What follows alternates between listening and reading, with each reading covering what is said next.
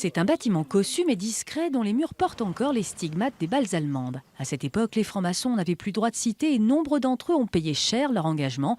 Aujourd'hui, cet engagement reste au cœur de la franc-maçonnerie et depuis près d'un siècle, ce temple est le lieu d'une réflexion sociétale nourrie et dynamique. Chaque année, il y a des élections qui vont nommer les frères qui vont s'occuper des différents offices. Et on se réunit en principe 2 fois par mois. Voilà. Et on discute de sujets aussi bien symboliques, aussi bien philosophiques que de société. Dans ces lieux réservés aux seuls initiés, compas, équerre, pentagramme, crâne, pas un signe maçonnique ne manque.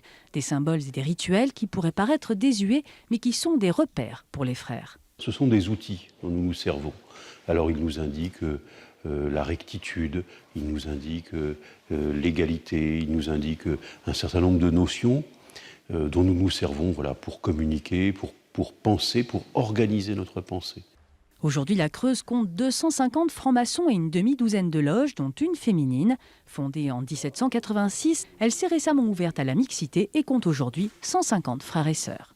Un temps, nous étions une des loges les plus importantes du Limousin, puisque on était 130 à 140 membres. On venait juste après les artistes réunis qui devaient dépasser les 200 membres à l'époque. Avec une moyenne d'âge de 65 ans, la franc-maçonnerie creusoise est à l'image de la population du département. Pour autant, notre monde matérialiste et stressé donne à certains l'envie de se poser et de réfléchir. Les loges creusoises reçoivent donc régulièrement des demandes d'adhésion.